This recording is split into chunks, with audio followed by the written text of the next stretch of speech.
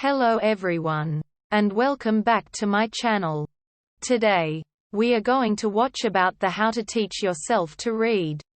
You're not alone if you can't read. 0.32% of Americans read below a 5th grade level.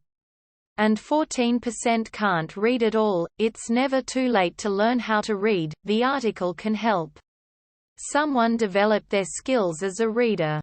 Method 1. Mastering the basics. First is begin with the alphabet. The alphabet is where reading begins.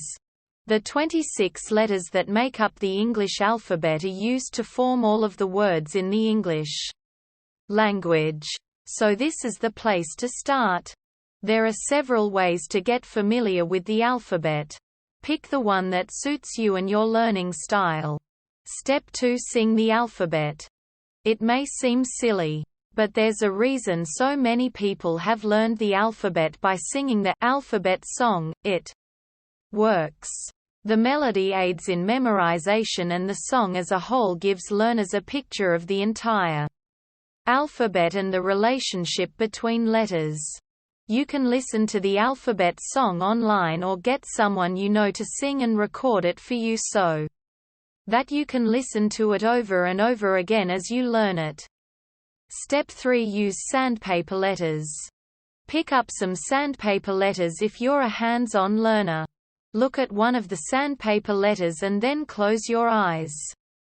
Trace your fingers over the letter and repeat the name of the letter and its sound. When you're ready, pick your finger up off the sandpaper and write the letter in the air. Step 4. Practice with alphabet magnets. Pick up a set of alphabet magnets as a way of learning the individual letters as well as the way they're sequenced in the alphabet. Later, you can reuse these letters to practice forming words. Step 5. Use an alphabet mat. If you have the room, try using an alphabet mat as a learning tool. Say each letter and its sound as you step on that letter on your mat. Step 6. Distinguish vowels from consonants.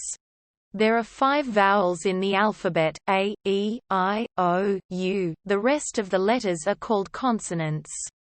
You make vowel sounds in your throat with the help of your tongue and mouth while you form consonants by using your tongue and mouth to control the flow of your breath. Vowels can be spoken alone, but consonants can't. For example, the letter A is simply A, but B is actually B, C is C, D is D, and so on. Step 7. Use phonics. Phonics is all about relationships. Specifically the relationships between letters and sounds in a language. For example, when you learn that the letter C sounds like SA or car, or that TN sounds like shun, you're learning phonics. Find an approach that makes sense to you. Phonics is typically taught in one of 2 ways.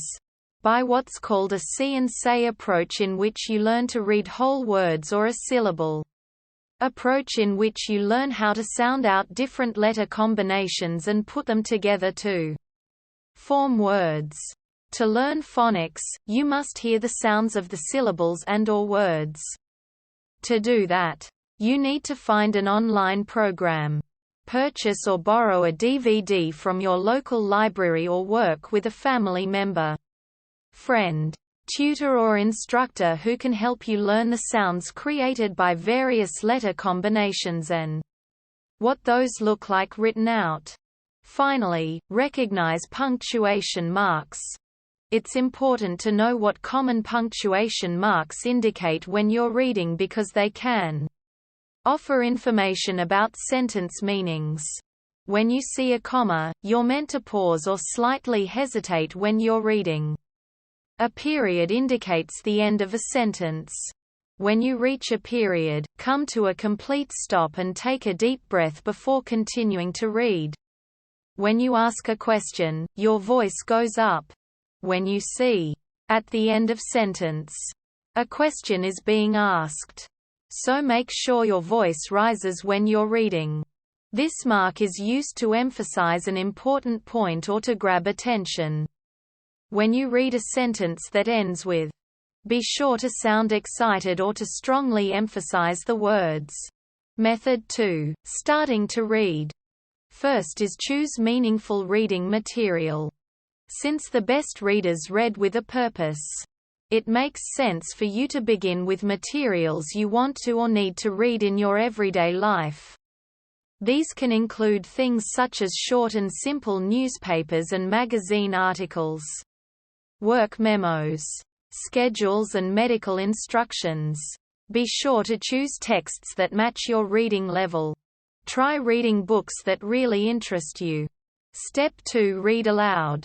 The best way to get familiar with the words on the page is to say them out loud. Working with a teaching partner. Sound out unfamiliar words and use the pictures, verbal explanations and context to figure out the meaning of the new words. Finally, make time to read. Reading often and for sustained, uninterrupted periods of time will help you develop vocabulary and become a more proficient reader. Set aside specific amounts of time each day to devote to reading. Keep track of what you read and for how long by creating a reading log.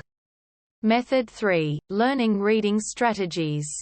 First is, attack the words. Word attack strategies can help you figure out the meaning and pronunciation of unfamiliar words by taking on those words piece by piece and coming at them from different angles. Check out the photos, illustrations or other visuals on the page. Explore what's in them, people, places, objects, actions, that might make sense in the sentence. Starting with the first letter, say each letter sound out loud slowly.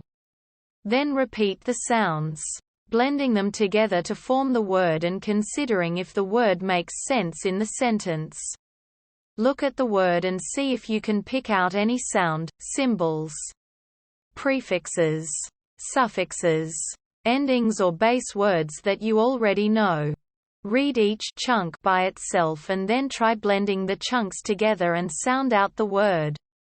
For example, if you know that pre means before and view means to look at, you could figure out that preview means to look at ahead of time if you approached the word by breaking it up into those two chunks. Consider whether the unfamiliar word bears any resemblance to a word you might already know. Ask yourself if it's a chunk or a form of the unfamiliar word. You could also try using the known word in the sentence to see if it makes sense. It could be that the meanings of the two words are close enough for understanding. Step 2. Reread. Go back over the sentence again. Try substituting different words for the word you don't know and see if any of your ideas make sense. Step 3. Keep reading. Rather than getting stuck on a word you don't know, read past it and look for more clues. If the word is used again in the text, compare that sentence to the first and brainstorm as to what word might make sense in both. Step 4. Rely on prior knowledge. Take into account what you know about the topic of the book, paragraph or sentence. Based on your knowledge of the subject matter, is there a word that might make sense in the sentence? Step 5. Make predictions. Look at the pictures, table of contents, chapter headings, maps, diagrams and other features of your book. Then, based on what you saw, write down what you think the book will be about. What kinds of information might be included. As you read, keep updating your predictions based on what comes up in the text. Step 6. Ask questions. After reviewing the title, chapter headings, images and other information in the book, write down some questions you might have or things you're now curious about. Try to answer these questions as you read and write down the answers you find. If you're left with questions, think about whether you could find those answers from some other source. Step 7. Visualize. Think of the story you're reading as though it were a movie. Get a good mental image of the characters and the setting and try to see the story unfolding in Time and space. Identify and describe what's happening by making sketches, diagrams or cartoon-style grids. Step 8. Make connections. Ask yourself if there's anything about the story you can relate to. Do any of the characters remind you of someone you know? Have you had similar experiences? Have you learned some of the concepts discussed in the book at school, home or through your own life experiences? Does the style of the story resemble a style you've read before or a movie or television show you've seen? Write down any similarities you come up with and use them to help with your understanding of the text. Finally, retell the story. One helpful way to ensure that something you've read makes sense to you is to talk through it with someone else. Once you've finished a paragraph, article, short story or chapter, sum up in your own words what it was about. Hearing yourself say it out loud and discovering if the person on the receiving end has questions you can or can't answer can point out any gaps in your understanding and what you might need to reread for greater clarity. Method 4. Getting help. First is access links. The Literacy Information and Communication Service is an online resource sponsored by the U. Department of Education. By accessing their website, you can see a list of literacy programs in your specific geographic area. Many of the programs listed are free, but you need to read the details of each listing to be sure. Step 2. Contact your local library. Many libraries offer free literacy programs that pair learners or small groups of learners with a trained literacy tutor. These programs are free of charge and are typically offered on an ongoing basis, so you don't have to wait for a certain start date to begin instruction. Step 3. Explore community-based services. Check with your local YMCA, church, public school or other community group to see if they sponsor a literacy program or if they can pair you with someone who'd be willing to help you improve your reading skills. Finally, get tested for learning disabilities. It could be that you've had difficulties learning to read because you suffer from a learning disability. For example, dyslexia, a learning disability characterized by difficulty in interpreting spatial relationships or integrating auditory and visual information, is the most common learning disability and affects about 10% of the population. Having a learning disability does not mean you won't be able to learn how to read. It just means you may have to use special tools or customize the process by which you learn. We hope it is useful to you. Please subscribe to our channel.